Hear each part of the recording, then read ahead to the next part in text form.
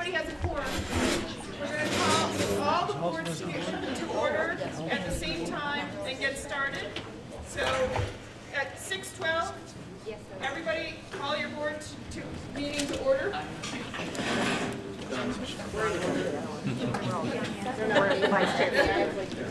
the back. I'm going to call you all to order over there. All right. So before we get going, we need to add an item to this agenda. So after executive session, we are going to add the approval of the teacher contract for 15-16 and 16-17, and the approval of the ESP contract for the same 15-16, 16-17. So that will be after executive session, so that everybody knows. All right. Is there any visitors' business? All right. Seeing none, we'll move on. We need to. We're having some technical difficulties, so we're gonna skip around a little bit. We're gonna, for the moment, hold on the core subjects presentation, and we're gonna move down to the item 2 of C2.3 financial conditions, and we're going to start there. And if when we get down to that list we still don't have the first one, we're just going to keep moving along and checking back when the difficulties are settled and go back to the core subjects. So let's see, C2.3 financial conditions. Is that Armando and Katrina? I'll let you go from there. Yep. So included in your packet, we have provided the executive limitations monitoring report for financial conditions, superintendent succession planning, and asset protection.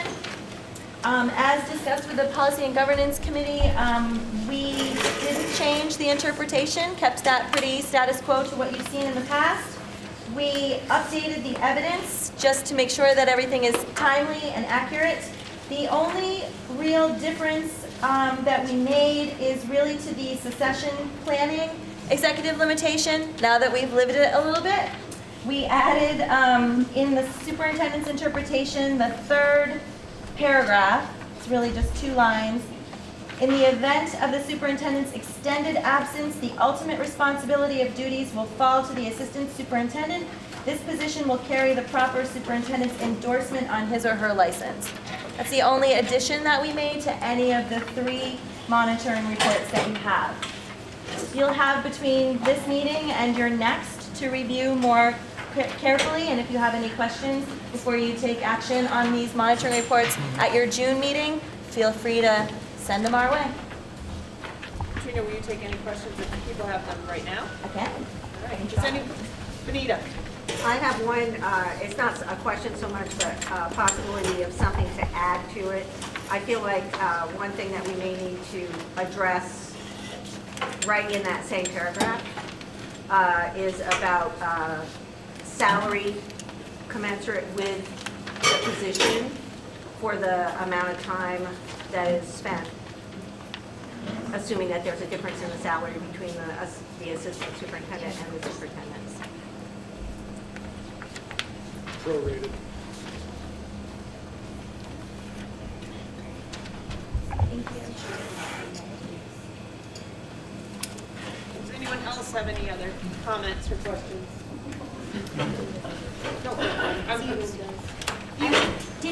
I printed this all out, and then were there any links, live links on this for someone who looked at it electronically? Were there live links within the reports? Yeah. No. Okay. Anyone else?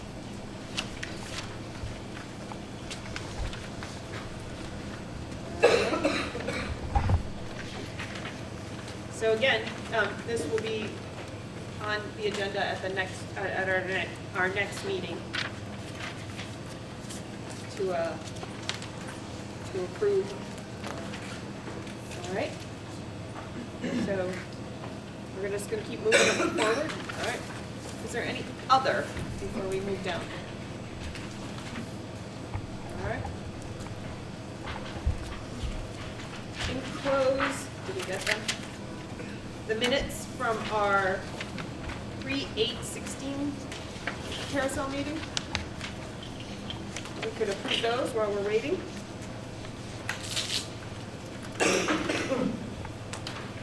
Benita? Was that for the full SU board? Those minutes that you're talking about? I think they, Or individual board meetings? uh, Or the individual board minutes? Katrina, do you know, is this the full SU meeting portion, or are you talking, because the individual boards should have had their individual. Right, I believe these minutes you're asking are Yes. from when we were all together. SU. Yeah, One meeting. yeah, the joint meeting. All boards. Who makes that vote is my question. Is it the executive committee as the Right. host? Brad? These all, when we're all together, is that considered a supervisory union board meeting? I mean, I guess that's. We are interpreting it as a supervisory union board I'm meeting. sorry, can you speak up? Yes, we are, it's a supervisory extension of our executive meeting that we just had. It's an opportunity to have everyone together. But as Don asked you to convene each of your local meetings, because we will be going to executive session, so you would then be going into executive session. So right now, this is really an extension of the executive committee meeting. And I think how we called it is executive committee hosting all Addison Northeast SU boards. So the answer to your question is the The EC will executive, approve this? that's the Exactly. executive. These Yes. minutes? Okay, that's it. Okay. Is there an executive committee member who would like to make a motion to approve the minutes from the 3/8 meeting? I'll move, Ellen moves to approve the joint meeting minutes from March 8th. Is there a second? I'll second. Brad seconds. Any discussion? All those in favor of approving the minutes from the 3/8/16 meeting, please say aye. Aye. All right. Okay. I lost control. I'm guessing we're going to keep going down the list. Down to C2.8, communication and support to the board. I don't believe at this point there is a staffing update.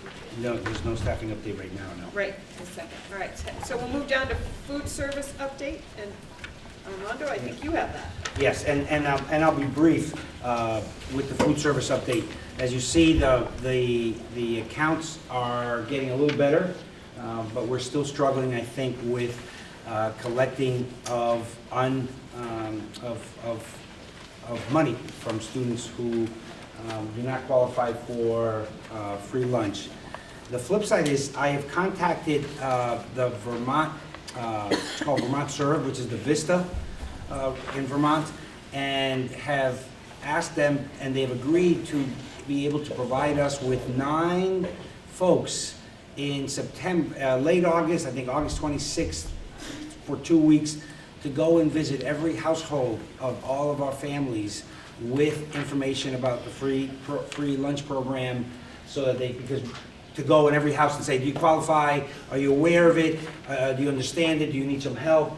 Whatever it is, because I know Kathy feels that, and it's not just Kathy, statewide, there are many families that qualify for free lunch, but aren't accessing it for whatever reason. It could be pride, it could be lack of understanding, it could be not thinking that they qualify.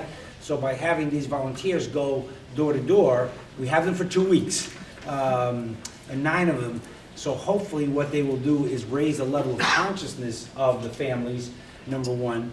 Number two, help them fill out the forms if they need be, and also help them see if they qualify for the free lunch or not. And that would be huge, and if that works, I think that would be a great model for the rest of the state to use as a way of reaching out to our families. Again, you hear numbers of up to 20% of our eligible families are not accessing it. That hurts our reimbursement from the federal government. The more kids that eat, the better the quality, the more money we get back, and eventually it will help with keeping prices down, as well as then expanding, and in this district, probably as much as anyone else, buying from our local farmers to support our food service. So that's one of the things that Kathy and I have been working on, and I've started it and I've handed it off to her, so. Brad. Oh, Brad. Don. Don. Thank you. Well, it won't help retroactively with this balance. No, it will not. And is there any effort being made to collect, or I mean, or when are we going to start writing this down as an asset here on this balance sheet? Well, that is, I think, that's a real challenge for food service people. We don't want to deny kids lunch. No, I mean, how long, I mean, if Oh, how do we if carry- this is bad debt, or whatever we want to call this at this point, how long are we gonna, I mean, it's been on the balance sheet a couple of sessions now, and, Yes. I mean, I don't know. I don't know the answer to that, Brett. I think that might be a more of a Howard question. Okay. And how long do we want to carry that debt?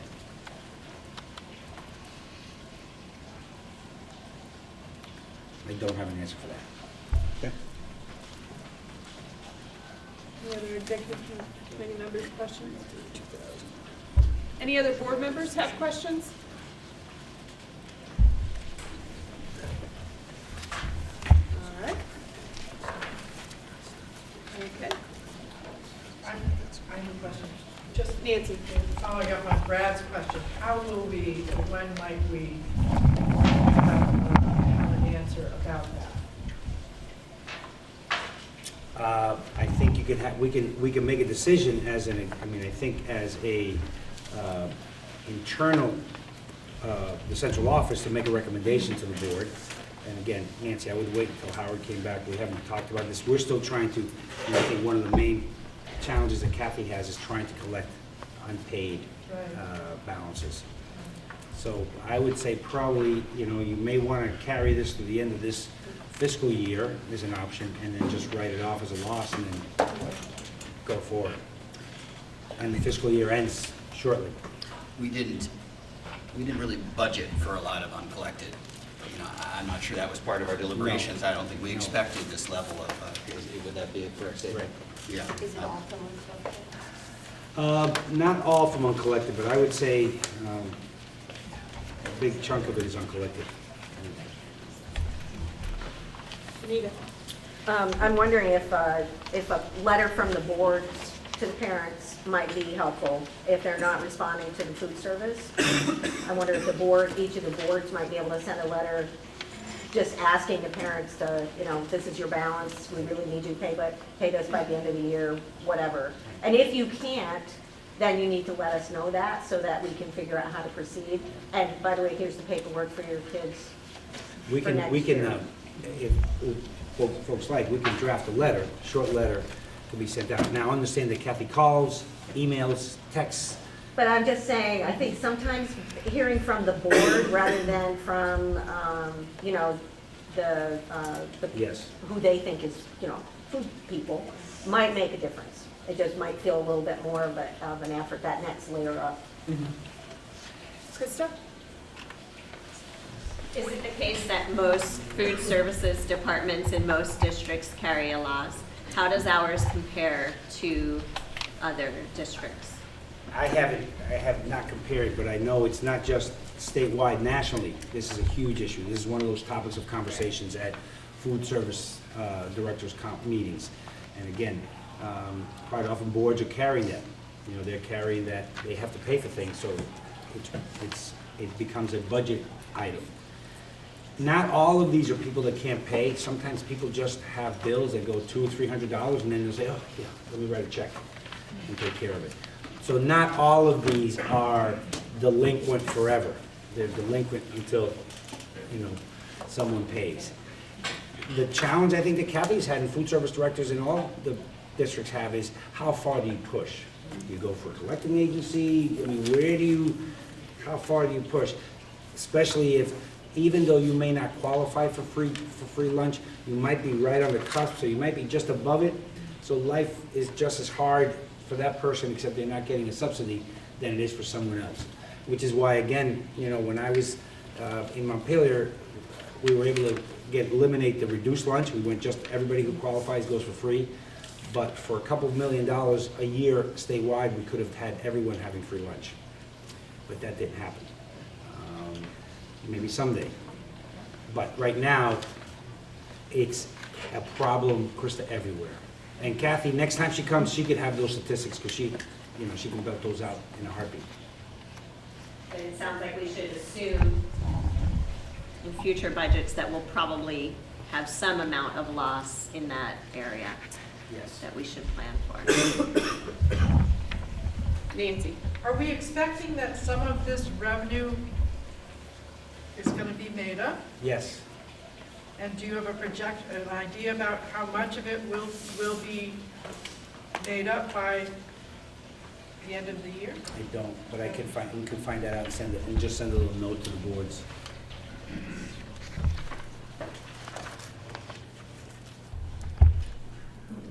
Mary Kate? I think waiting at least until the end of the school year, I'm not sure historically, but I wouldn't be surprised if people would clear up their accounts as the school year ends. School year ends. Yes.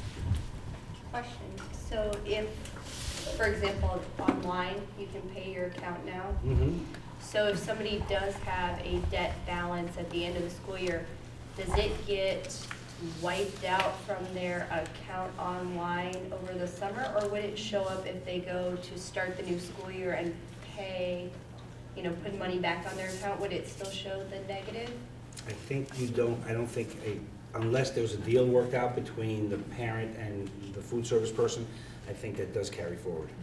Okay, because I'm just thinking that if we can leave that there, sometimes if somebody has difficulty right now, maybe giving them just a little bit longer through the summertime where they might be able to come back into the new school year and say, oh yeah, I need to buy my kids lunch. They go onto that online and they can see how much they owe, and then they can just make payments that way. The online's really cool. It is. Brett? Kathy's not here, Armando, but on the revenue, on the revenue statement here, Yes. $200,000 balance, about a fifth of the budget. With only 2 months remaining. I mean, do you have any indication that we're in trouble here with the numbers? I don't, no, and I had a very brief conversation with her this morning, and she was optimistic that we would be in good shape. The question is, what does good mean? For this board, I think it means, Yeah. hitting the allocation at Right. the level that we've authored and not exceeding. Any other questions? All right, We can keep doing updates if you'd like. okay, Yeah. all right. We'll finish our updates and then we'll move on. So our next update is Policy and Governance Committee. And Mary Kate, that would be you. So I just wanted to reflect upon the charge we got and where we're at in terms of fulfilling that charge. So the first area of the charge was to develop a calendar to establish for annual monitoring. We revised the prior calendar for the 15-16 year because there were several monitoring reports that hadn't gotten done due to the circumstances we were in. We didn't want to overload the new superintendent and staff with trying to get all those monitoring reports done and not focus on the needs of students. So we revised that calendar. It went to executive committee. I think it went to the local boards. That's been approved. In addition, we at the last meeting created a monitoring calendar for going forward in the next year. And we looked at all the policies the board sort of looked at and placed which ones the board, or not the board, that committee thought was most important and put those on the calendar for next year. You guys, all of the boards will get that calendar and we'll look for input and feedback on that. The next piece was to look at reviewing policy language, what granularity monitoring is necessary to promote effective governance, compliance with legal responsibility, ensure accountability, transparency, collaboration, and resiliency. That's a piece we haven't taken on yet, so we still have that on our to-do list. We looked at review of the board governance And that goal was to explore and develop metrics and templates for board accountability through self-assessment, board review of monitoring reports, and monitoring by direct inspections. We've done part of that, not all of it. We put together and presented to local boards a template for monitoring ourselves under board governance 4.1. That was circulated to the boards local boards at the last board meeting. The feedback, all of the committee members brought back feedback from their local boards. Feedback was very positive about that work. We also received some input in terms of what evidence we might use to be able to monitor ourselves in terms of governance. The other pieces, we presented a proposed process for monitoring the ends and executive limitations to local boards. We got some feedback on that, generally positive. There was some feedback in terms of policy governance and were we, as boards or committees, taking on roles that under policy governance are really the superintendent's role. So we took that feedback and we revised that process. So there's a new process in your board packet, and I can just briefly go over the changes there in step 2 and 3. And previously, we had in step 2 that the Policy and Governance Committee finalized the proposed framework for monitoring. And we changed that to the superintendent determines the proposed framework. So what it envisions is the Policy Governance Committee works with the superintendent to look at the policy, reasonable interpretation, data, and evidence. The superintendent puts together a framework that goes to the committee, and there's collaboration around that. And part of the rationale behind that is also so that the superintendent isn't going and getting evidence that is not anything that the board is interested in seeing. But it's a collaborative model. The next piece, then it goes to the local boards. There's input from the local boards, but it's really the superintendent who's going to finalize that framework because it's the superintendent's report. But the superintendent will have the the input from all local boards before finalizing it. So those are the changes we made there. There is a typo in the, or I guess it's not a typo, it was a change that was made that didn't get put on this form. So if you look at monitoring report generation and acceptance process at the bottom, it says once the initial report has been completed, steps 1 through 4, it says can be dropped. It was changed to may be dropped, and that didn't get changed on this form.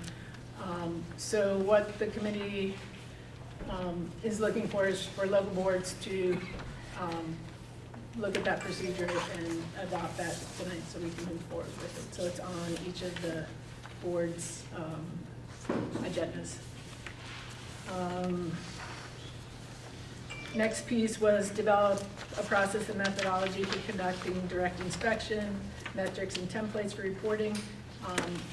We started to gather some information for that, but we haven't done that piece yet. Last piece was review the implementation of policy governance,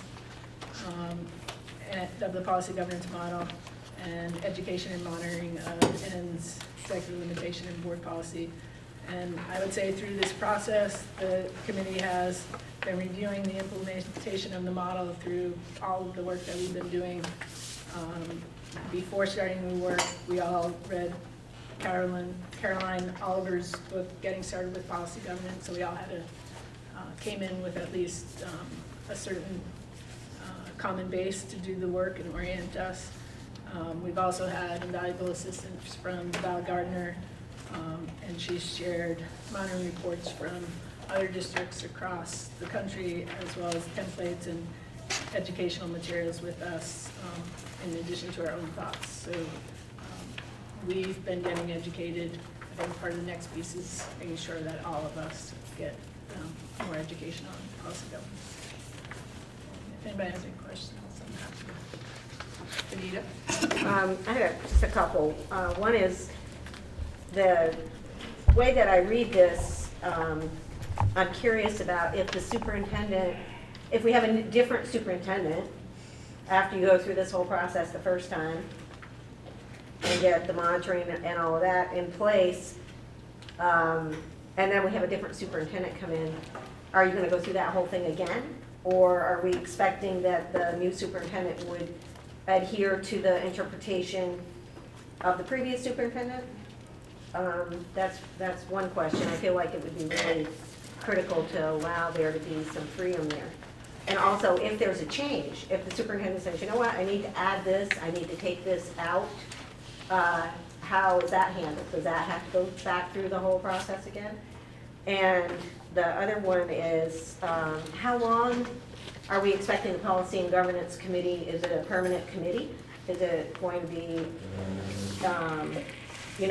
doing this forever? Or is it going to be so that the policies can be kind of a standalone kind of a situation, so that there's not a constant juggling act going on? So I don't know how long the charge was for. Was it just to complete the job?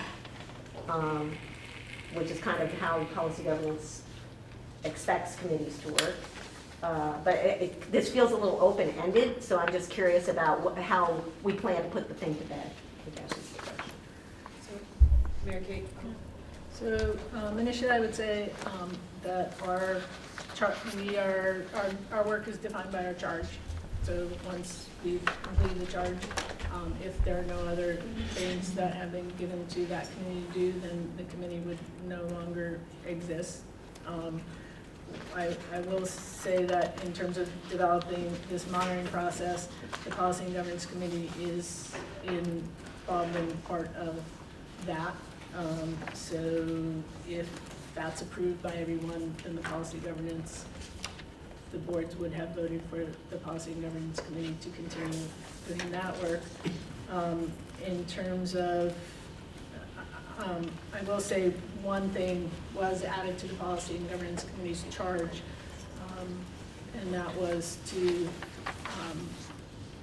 propose a shift of, or to delegate from the executive committee, delegate from the ANSEU board duties to the executive committee. And we're working on a draft for that. So in terms of, that was an additional charge that was given.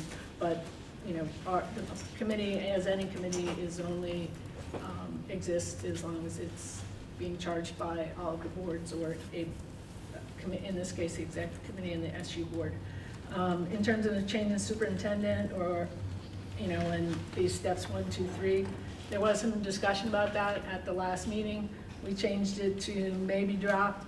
I think that it's not, we can't really envision what the various circumstances may arise that may warrant going through steps 1 through 4 again, so we left it open-ended. And, I think being open-ended through communications with boards and superintendent and the superintendent, it could, for many reasons, go through those steps again. One, superintendent may say, I want to do this differently, and the boards may say, yeah, we don't have to go through the steps, or I want to add this evidence, and boards may say, that's fine, we don't have to. On the other hand, the superintendent may say, let's go through those steps, because I don't want to create all this stuff and then present it to the board, and then the board just say, why are you giving us this stuff? So it's really, leaves it open-ended, and I think hopefully through a collaborative process, decisions about whether you use steps 1 through 4 again can be made through collaboration. Elin?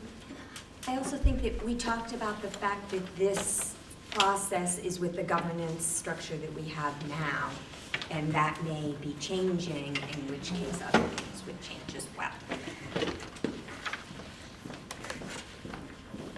Louis? I would just say that I recall that when we were discussing forming this committee, that there was a sense in which it was seen as a feedback loop to communicate changes that the regular boards were having a hard time addressing the policies as written, and that there needed to be some additional resource for sort of trimming the sails as we go. I don't know if that means that it's open-ended or it just has to be revisited when we get to a point where we're satisfied, perhaps. Krista? You might have already said this, but I was wondering if you have gotten to looking at, are you starting with executive limitations as far as looking at what evidence might be collected, or what, sort of going through each of the reports and what evidence might be needed and where there might be tweaking, or is that part of your process? Or because, and I have a specific interest in one of those policies related to accessibility, and so I was wondering, at one point, is it on, maybe it's on the calendar, but at what point would we have that opportunity to say, you know, I think we maybe had insufficient evidence, and can we request additional information be provided? So what's the best vehicle for doing that, and is that part of your work now, to chip away at those? So I think there's two, and maybe three ways of addressing that. One, you know, if this process is adopted, then at the time that we do, you know, each of these policies, executive limitations, then, you know, there'll be collaboration and communication then. A board, also, we have on our calendar to review policies as boards, and at that time, you know, if there's changes to policies that the board members feel we should make changes to policy, that can happen through when you review policies. I don't know that we necessarily have a great communication process yet for that, other than an individual board saying, you know, this board thinks this change should be made, and part of this process that we put together was to try to not have 6 different boards saying 6 different things to the superintendent, and trying to collect the input and then speak in one voice. So, you know, that's something for maybe to think about, for us to think about in terms of process for policy language. We haven't gotten to that part of our charge in terms of looking at the policy language itself and changes. It's a little hard in a, you know, there's some policy changes that have come up as being, you know, like the superintendent succession, right? So, but outside of context, you know, there's some concern of us just looking over all the policies and trying to say, oh, well, what should we change? The process might be better, or as we're monitoring them, or as we're reviewing them, to have a process so that that happens in that context. But we haven't gotten to that piece yet. We'll take one more question on this and then move us along, because I want to have time for the core subjects and not run too late or late at all. So is there another question? Benita, I'll take you. I'm sorry, I just have one last comment, which is, you know, we have procedures and we have policies, and this is labeled a process. And I just feel like we need to clean this needs to be pretty clean, because if we're expecting people to go by it for a future, it needs to be something that puts the requirements in there and shuts doors when the doors need to be shut and opens them when they need to be open. And I just feel like it's a little not clear to me at this point. And I know it's a work in process, but I just feel like it's that's a concern when I read it. I feel like, and I think it should be a procedure rather than a process. All right. moving along, we'll move down to the Act 46 update, and I think Jen Stanley and Allison Sturdivant are gonna run us through that one. You can come on up here. I was planning to give the update. Were you expecting to give part of it? I was not. I just wasn't sure what this. I'll join you at the table so I can see everyone, if that's okay for me. Hi, I'm Jen Stanley, and I took over as the chair of the Act 46 committee in April. We've been busy. We've been doing a lot of work. So we've gone through, over the time that the committee has been in existence, we've looked at some of the pros and cons of merging and looked at some of the different possible structures that we could explore. In early May, the committee did vote to pursue a unified union model, which is the kind of the most standard unification that you've seen promoted and voted in many of the communities around us. So that would mean that we would presumably have one board, one budget for all of our schools. It's the 100,000-foot view of what that would mean.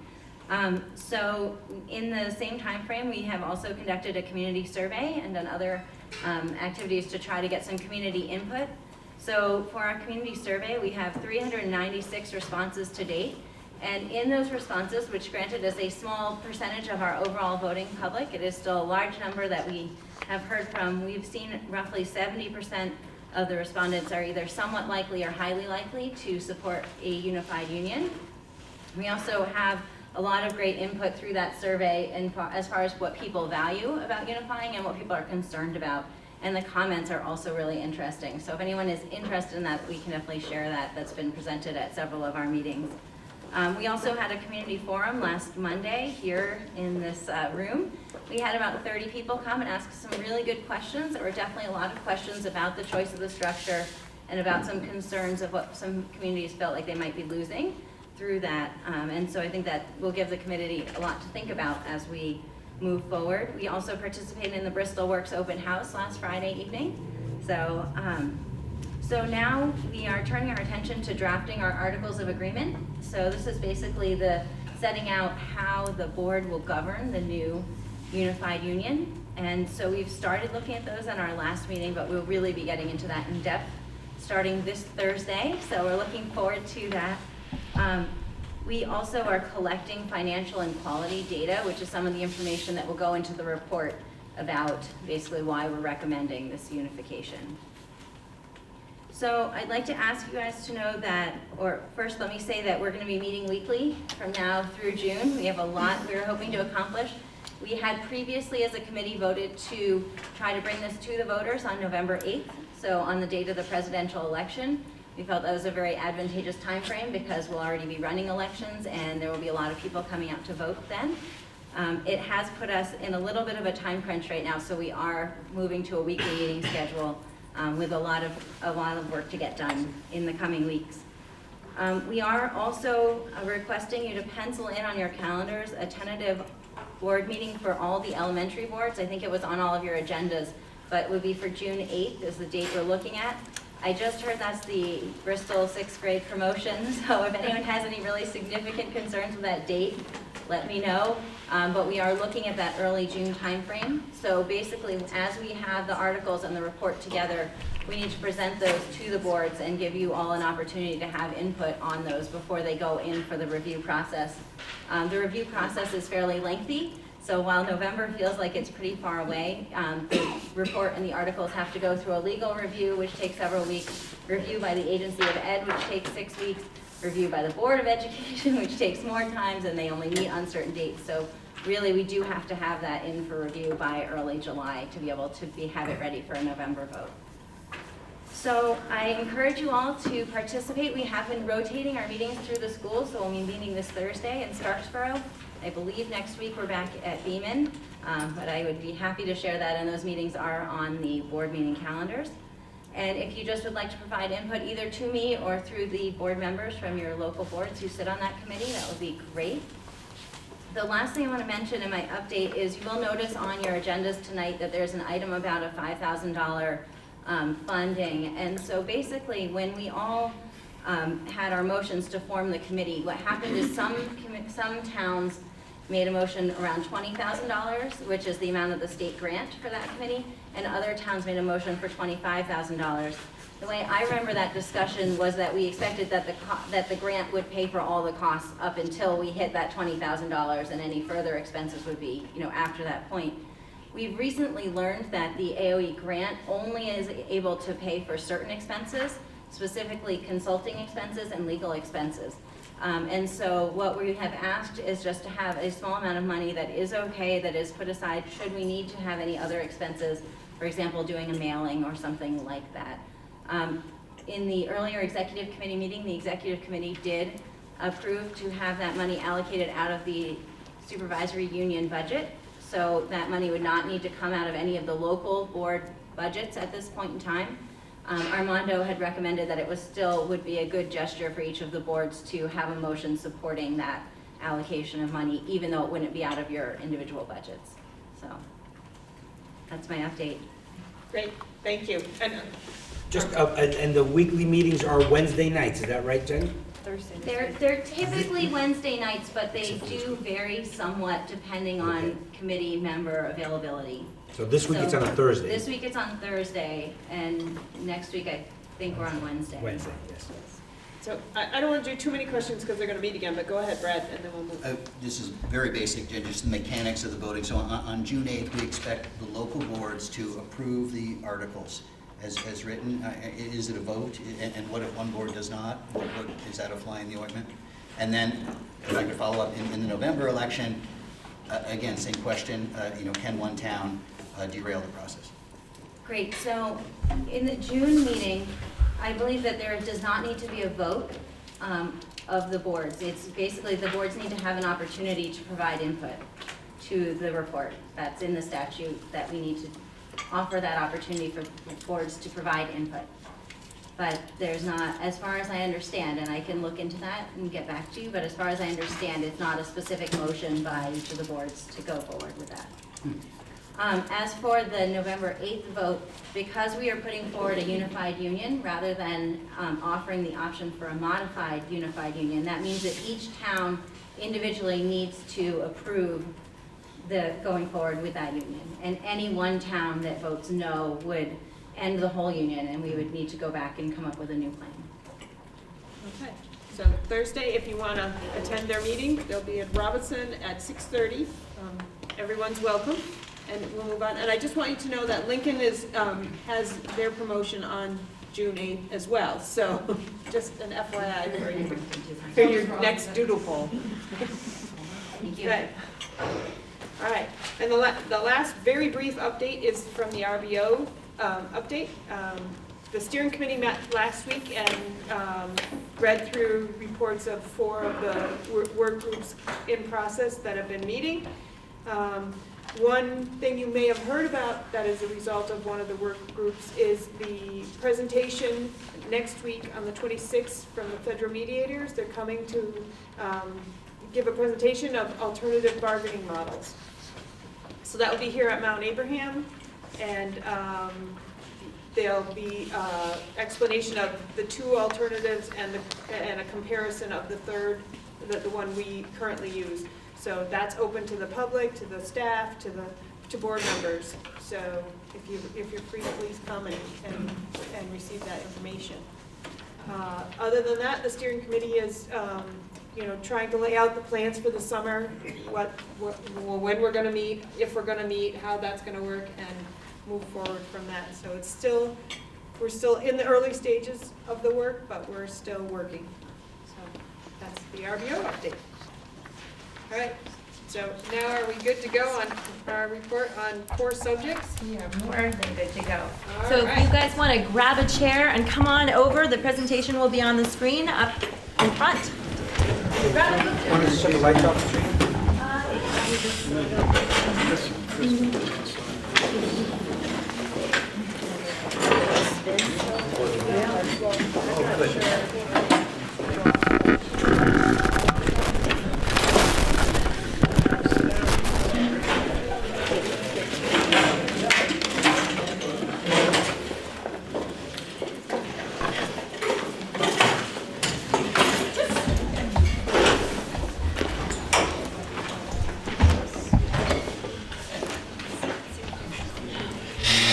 Okay, so this month, our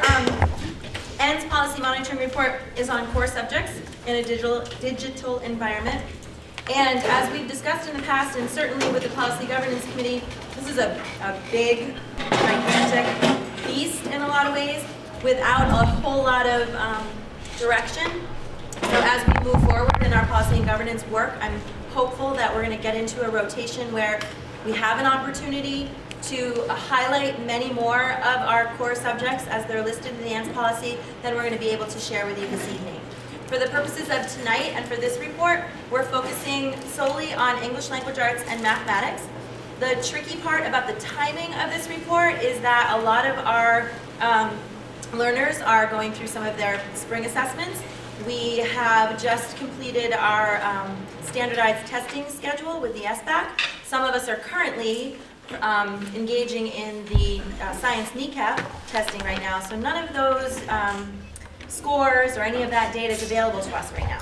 So what the Policy and Governance Committee and Val and I talked about at our last meeting was moving forward with this in the way that we've done it in the past, highlighting these two areas, giving you an update, and then in the fall provide you with a brief report that actually does then engage you in the data from this current spring. So that you can see, if you haven't had a chance to look through the report yet, you'll see that I've got fall entering this year data in English language arts. So in the next fall, I'll be able to show you where kids landed at the end of this school year. So in the future, I think it would make, and we've talked about this, make a whole lot more sense if the core subjects at least is something that we provide data for you on in the fall based on the previous year. So you can see some growth, so it makes a little bit more sense and it's a bit more contextual. But in true presentation form, we're always excited to show you the kinds of work that we're doing. So in your packet, what you're seeing are a lot of the same types of data sets that we've provided you in the past. We've given you results on where our learners are in terms of reading through some of the assessment tools that we use locally. We've given you the SBAC results from last spring. We've also provided you with SAT scores over time. And what we haven't put in the actual packet that you've received is a lot of our individual math data. And that's because that's what we want to highlight for you tonight. So what we've done is we've prepared a presentation for you by our math coordinator, Julie Conrad. Julie's going to talk to you a little bit about where we were when we first created the position of a math coordinator 2 years ago and why. All of the work that's been done over this time, some of the data, and then what our work is looking like moving forward in mathematics. Thank you very much. All right, so it's nice to be here with all of you, and thank you for being here and for being a board member. I know that it's a huge amount of work, so I'm always very appreciative of everyone who takes on that task. So I wanted to do was kind of first, when I was trying to frame this and think about this, really decided to kind of dive into this and share with you really how my mind works around my position as a math coordinator and how that touches and has moved, hopefully, some of the progress that we've made as an SU and share some of the student results that we're seeing along the way. So kind of tying into our ENDS policy, I really see that the vision for our SU for math is to ensure that we have equitable access to high quality opportunities for kids to grow their best mathematical minds. And NCTM came out with a position paper that talks a lot about what's required for us in order to be able to create that kind of access for all of our students. And it really goes down to this, which we've known for years, which is to make sure that we have a high quality curriculum, we have skilled and effective teachers teaching that curriculum to students, and that they differentiate and they move and give students flexibility within that to ensure that all kids have an opportunity to optimize their experiences in the classroom. You want to have the next one for me? So right after the Common Core came out, the NCTM came out with a book called Principles to Action in 2014, which talked a lot about how do we take what has been best known practice in the past and actually bring it to fruition into classrooms. Along with that, another organization called NCSM, I'm not going to bore you with acronyms, it's for math leaders, came out with another book called It's Time, and it talks about the themes and how do you start to build and create the framework for leadership to move things forward. So when I first took the position in 2014, as this was published, it was very timely for me because it really helped me provide a framework and a thinking about my job and how I need to touch and work with all the different schools to ensure that we're making forward progress and forward positions.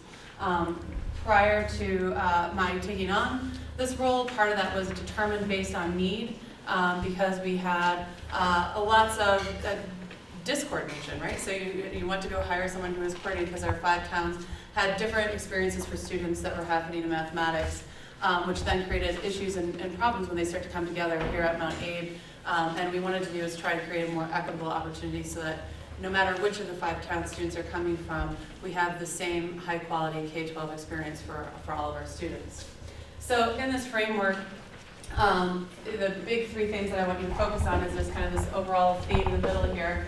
And so I really have been framing my work around thinking about the imperatives of knowledge, the imperatives for instruction and assessment, and the imperatives for systemic change.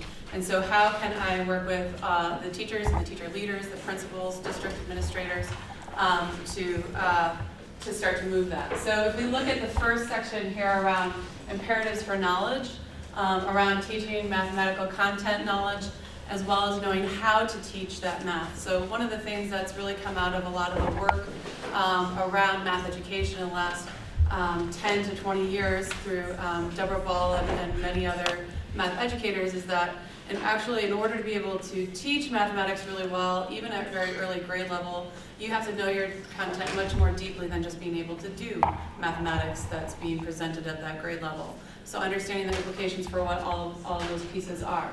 So what we did last year is my first year in my position is really starting to get a feel for what was the different kinds of opportunities that teachers had, what kind of professional development they needed.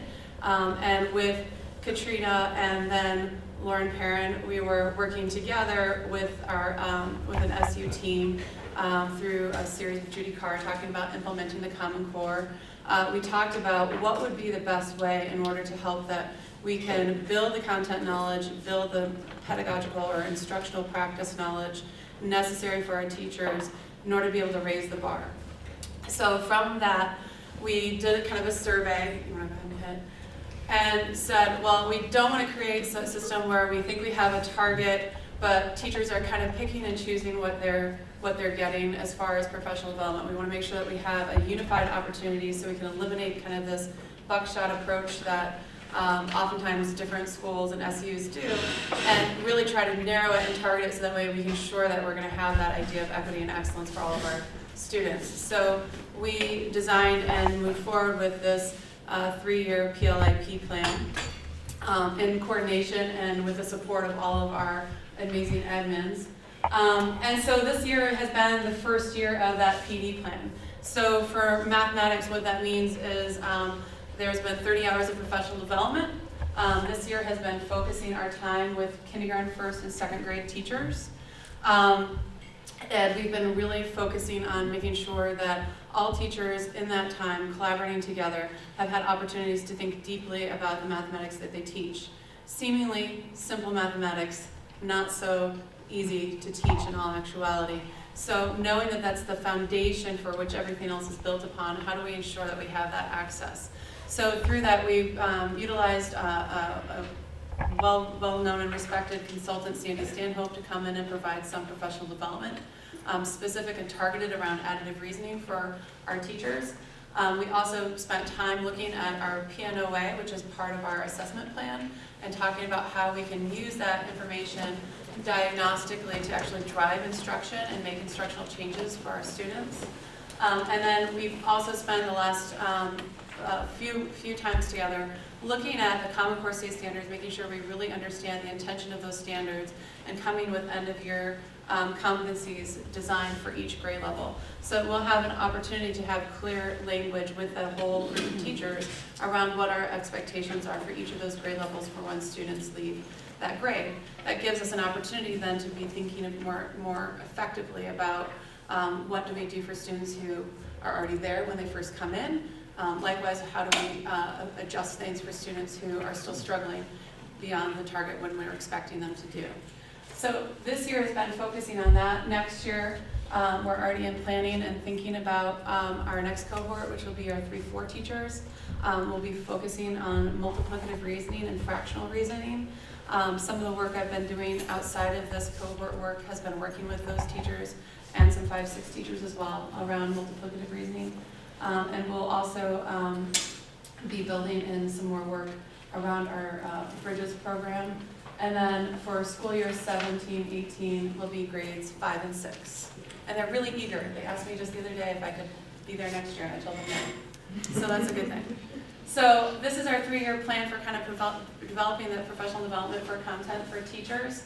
And I wish I had wonderful data to show you the growth of our P&OA data, but we have several schools that are still finishing their spring P&OA data in the next few weeks. So I will be happy to come back and report to you on all of that amazing stuff in this upcoming fall. But I can say that from even just from the students who took the fall to the winter, we've already started to see some real growth within our students, which is really exciting for our teachers. We only do a small subset of students though for the mid-year, so it didn't seem like it was appropriate to share at this point. So going back to that framework, that next part of it is really looking at instructional materials and resources, looking at instructional and formative assessment practices and how we use that to create support structures for our students, and then also looking at summative data. So this is one where we've made some noticeable changes to what's happened in the SU, and that's looking at our existing curriculum. So part of my challenge last year when I first came into the SU was trying to get to understand and know the different climates and cultures of all the different schools, getting to know all the teachers, and really getting us a sense and understanding of what was happening in each of the different grade levels as far as the math teaching and learning that was happening. So you can see that this was kindergarten through high school, and these were the different programs that were being implemented in some sort of way at different buildings. So there were some investigations programs that were being done in 2 of our 5 elementary schools. We had 2 different versions of Bridges that were being taught, and then we also had progress in math for some of the middle grades years. And then for 6, 7, and 8, we had some schools that in grade 6 were using the connected math program that fed into the middle school program here, and we had some schools that were utilizing another curriculum as well. And there's nothing to say that there's anything wrong with having more than one curriculum that's happening within a school district. Anyone can sit down and look at any one curriculum and see strengths and weaknesses to any set of materials that we have. But what we noticed is when we started to bring teachers together and start talking about how do we best leverage our practices, it became a language issue when different schools were doing something that was really different. So this idea of how do we bring a whole cohort together to make sure that we can look at and learn from each other to move forward with our best practices, it moved itself in the direction where we had some adoption to getting Bridges 2 and a few more, and with the new budgets that have passed starting next year, all of our K-5 students will have access to Bridges and the Bridges curriculum. Our 6 through 8 curriculum will be a connected math curriculum that will be happening. And we also have a new integrated program that will be happening here at the high school. And so part of this requirement or need was really driven by what was happening in the Common Core state standards. So even though the Common Core state standards were adopted in 2010, they were published and released at the same time to all of us as consumers of those standards, at the same time as it was being released to all the publishers of those standards. So it's taken a long time to ensure that we have materials that really are best aligned to that design. There's a lot of instructional shifts around content that has happened between our old standards of the grade expectations and the new standards of the Common Core standards. And so giving it time to catch up. So this is an exciting thing for me because it allows me to leverage my position a lot better when I'm walking into schools and knowing that all of our schools are going to be using the same materials and the same opportunities, and then helping them adjust and learn from each other how to best move forward with that practice. So I just want to look at that one for another minute. It's my favorite slide. So likewise with the middle school, there's been some changes that have happened with the middle school and the high school. So one of the things that has happened, so this is past practice. So when students left 6th grade, we had a splintering of students who went into either the Connected Math Program 7, or they went into what was Integrated Math 1 with Pam Stroomhammer's class. And so she would take those students and they would take Integrated 1 and 2 and then start their freshman year as Integrated 3. Most students took the Connected Math Program in grade 7 and then went to Connected Math 8, or they made the jump to IM 1, and then they kind of made their way through this whole process. And that seemed like that made a lot of sense based again on our old sets of standards. So if you were to look at our old Vermont grade expectations that we were working with before the Common Core, a lot of the content in middle school actually was almost a duplication of what was happening in upper elementary school. And so a lot of the standards that were in 7th grade were minor tweaks to what was already taught in 6th grade, same thing with 8th grade. And so being able to compact something so aggressively made a lot of sense for students, especially students who were proficient at early grade levels. What we notice is with the Common Core state standards, that duplication has been eliminated. So what's happened is a lot of the content that has been taught previously, it's not going to get that same kind of duplication in the middle grades. Likewise, what we noticed upon further inspection is that with those curriculum shifts of the Common Core standards, what we were teaching previously in Integrated 1 Math, a lot of those standards were duplicate to the 8th grade standards that were connected or that were being taught in our CMP 8 course. And so we were creating kind of a duplication of a program where it didn't need to happen. So moving forward to this year, students have moved into either 7 or compacted 7-8. And if they go from CMP 7, they'll go to CMP 8, and then they'll move into the new integrated program that will be implemented starting next year, which is the the CME program. Too many acronyms. And they're all so close to each other. The new integrated program that we have. And then the good thing to know about this CME program is it was actually an NSF-funded, granted program that was meant to build itself well after schools that were using the Connected Math program. So it's really built around this idea of large concepts and then providing skill practice to give students the opportunity to raise that up. But the framework, the mentality, the thinking around how students have to work through that the Connected Math program in grades 6, 7, and 8 will transition nicely to the new integrated program that we're implementing for that year. So we're still in the process. We've been doing scope and sequence work for the CME 1. We just had a training on Friday with the publishers to get our hands into really understanding all of the different components of the program. So we'll be implementing that next year. We're also going to be doing scope and sequence in the next year for the next 2 courses in the fall. One of the pieces that is interesting to look at, and you'll see that this is kind of different down here, is one of the determinations we have to still look at is there seems to be a very large overlap between the Integrated 3 curriculum through the CME program and pre-calculus. So we're going to look at that and see whether or not there's a need to either create extension opportunities in the Integrated 3 curriculum for students who are ready to jump into calculus for their senior year, or how we're going to structure that. But we're still very much committed to making sure that we have opportunities for students to get to calculus. Before I go forward, are there questions around this? Because I'm sure there might be. Oh, thank you. Yes. So you said that previously there was a lot of repetition of material as you go on, but I assume that this still has recycling of material so that students are continuing to practice concepts over and over again. Yes. So it's still getting built upon, but I can give you like a really clear example. So my favorite one I always like to use is data and statistics. So in our grade level expectations, starting in grade 3, where kids are starting to learn how to multiply and divide, if you looked at our old statistics standards, there was one asking us to find mean, median, and mode. And so kids were getting assessed as early in grades 3 for mean, median, and mode. That same standard existed in grade 4, grade 5, grade 6, grade 7, grade 8, and students were still getting tested on that same standard in grade 11. So there was no ownership based on how that structure was flowing, so it creates redundancy, so books became thicker, programs became, they had to serve all those standards. So the idea of this is that, and one of the big ideas of the Common Core is that the standard that's listed at a grade level is the ownership of that grade. So everything that comes prior is things that we build upon.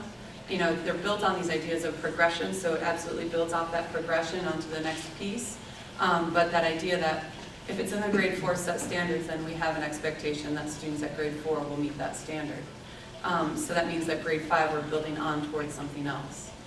That progression also gives us a lot of good flexibility of thinking about how do we help students who are on the tails of our curve, right? So the students who struggle, we can look back to see how that progression moved up from previous grades. Likewise, for students who are excelling, we can push and see how that progression continues so that we can provide them opportunities to extend. Yes, Nancy? Julie, I understand that you've also been doing some really interesting work around curriculum for kids who are really struggling. But I think maybe Susan Brule told us that you recently purchased something that you thought was going to work really well. And I wonder if you could talk about that and how that works with how you manage that in terms of how kids are grouped and so forth. Sure, and I didn't plant her because that's like the next thing I'm coming Oh, to. okay, So that's perfect. So, yeah, it's okay. So going back to this, that next piece is this idea of formative assessment practices and structures and intensifications for students. Perfect, just to what Nancy was talking about. So a couple of things. So this is what's happened in the past year and a half. We've done a lot of work with looking at, this is an example of what our PNOA scoring sheet looks like. So in that K2 group, we spent a lot of time talking about understanding PNOA and understanding number, making sure that we understand how kids think about number as they're building through those different pieces, and how do we use that to instruct. Likewise, we've been using with some of our grade levels, some of the work around OGAP. So, you know, we had a great opportunity and intervention in Lincoln where we noticed that a lot of the 5th and 6th grade students were still struggling with OGAP. So we did a 3-day intervention and we were able to move, I think it was 66% some odd of the kids moving forward in their multiplicative reasoning and thinking. So moving forward, the nice part about the Bridges program is it does come with, now I'm blanking on the name of it. Intervention, thank you, okay. Just looking at it. It does come with its own intervention materials that align with the K-5 curriculum, which is really exciting. So that will be our first stop for intervention for students who need kind of tier 2 intervention opportunities in the classroom and potentially tier 3. And then through collaboration with Susan, we were able to also secure the Do the Math materials, which comes from Marilyn Burns, who's a highly respected math educator. And this provides some really intensified modules to help students who have at that high tier real need. So it's a very intentional, deliberate opportunity of leading students through that have showed some persistent struggles. So this will be something that we'll be able to implement. A lot of the principals have been working, you know, even this morning we were talking about how to create systems and structures into the schedule to allow more opportunities for students who need intervention to have access to interventions. So we'll have these 2 different materials aside from our other materials that we've already started to implement. So we really are looking to try and pull from the best of different resources to ensure that we're creating opportunities to help all the students who might be having hiccups along the way. Does that answer your question? Yeah. Can Bridges also be used to help students who are really doing exceptionally well in math? It seems like it should be flexible, or is flexible. Yeah. There's, you know, I think, you know, every program has an end to their tails. And we know that there's always students that continue to push on those tails of the continuum of where they are. So Bridges does offer extensions and opportunities within the curriculum for those students. And likewise, that's also, I think, one of the pieces of work that we'll need to continue to build upon, because as we have students who have individual needs beyond that, we'll need to continue to find ways to do that. So the nice part about having all of the K-5 schools using that same system is we now have that as a shared opportunity and resource. So if Starksboro has that student who's pushing that edge this year, as we're building and creating those extensions that fit in nicely with the lessons, then it's available then to the Lincoln or the Bristol student the next year if there's a student who's also in that situation. So it allows us to better collaborate to create where those materials are. Yeah. Julie, there was a time when some students could actually, because they got a head start in middle school, roll through the whole math curriculum that was available by junior year. And nothing was available at senior year unless they went to CCV or Millbury College. Do we encourage students to take math every year in high school? And is there a spectrum of courses that can be taken regardless of how accelerated they may have been? Yeah, so I think it's absolutely an important piece for students to have a high school math course every year. And that's something that, I think moving forward is something that I'd like to actually build into a relationship with the guidance counselors. Because part of that is making sure that students understand. So oftentimes students who are good math students, but not necessarily wanting to go into a STEM field, think that they can take a year off their senior year. But then if they have to take a math course into college, they then struggle because they've had an entire year gap, or maybe they didn't want to take it their freshman year in the fall, so then it's a year and a half gap before they have access. So that's part of the reason, and when I was working at the State Department, that was part of the reason why we saw lots of the issues around students with needing remedial coursework once they entered into colleges. So I think it's absolutely imperative that we try to provide opportunities for students to have 4 years of math. So we do have other math courses that are available on the spectrum. So we still have statistics, we have Money Matters, we have other course electives that are available, and I think there's even some more that are potentially available and in development. So it would be my strong suggestion, but granted I also really like math, but that they should really be doing math all the time, all 4 years, and not taking a break, even if they think they want. Yeah, okay. Ready? Yeah, go ahead. All right, so summative assessments, this is kind of the final push. So sharing with you some of the materials, actually do you want to hand that out? So trying to pull up some of the data, and when Katrina was, I was kind of trying to hold back my laugh when Katrina was saying some of the data is just now happening, because some of the data I just got access to this morning at 6 a.m.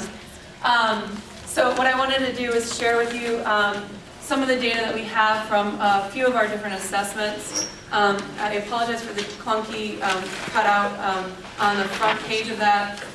Some of our schools and some of our teachers have done their Ames Web snapshot assessment for math in the spring, and some haven't. So it looked really skewed depending on certain numbers of students that had done that. So I blocked out the spring so you could just see the fall and the winter snapshot of where our students are. So on the front, that's our whole SU, grade 3, grade 4, grade 5, and grade 6. And so this is a quick time assessment to see how students do with kind of our basics. And one of the things that we try to do is we're trying to look at that bottom tier is meaning that students are meeting success, and then it helps us identify our second level tier, our tier 2, our students who need tier 2 support services in order to help them gain access to the general curriculum. And then the tip tier is our students who need some tier 3 instruction. And so one of the things I think that's really neat to see is that you should be able to look at that and see that there's a growth in that green block from fall to winter, but also there seems to be a growth that's happening from one grade level to the next grade level to the next grade level. So as students are getting older, that tier is getting closer and closer to the other piece. The other thing that I want to share on the back side of that is to look at kind of this idea of ends in grade 6. You can see that top graph is a graph of our students' SBAC scores from last year. So that's one of the other graphs that's in your data and in your report. The next graph underneath that is based on the students' MAP assessment, which is one of our diagnostic assessments that we give students. That is the percentage of students that we are expecting to be proficient this year in math in grade 6 on the SBAC score. So you can see that if you were to look at the top graph on the grade 5 students, and then see where that goes to grade 6, that there's a 10% increase expectation for where 10% more of our students should be meeting proficiency this year with SBAC.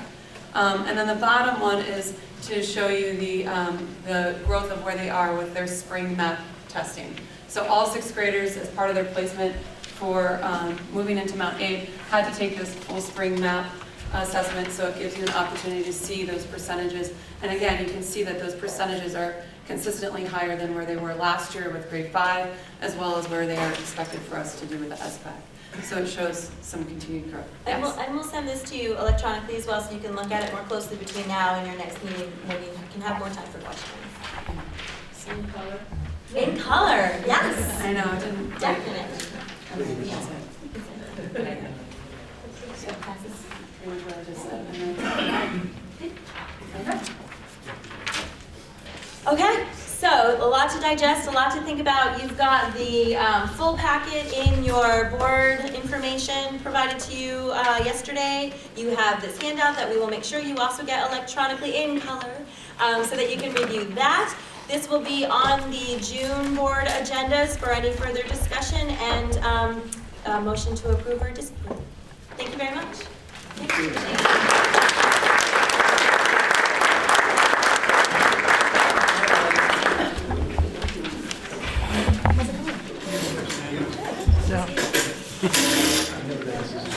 I don't understand. I haven't seen it. Clearly.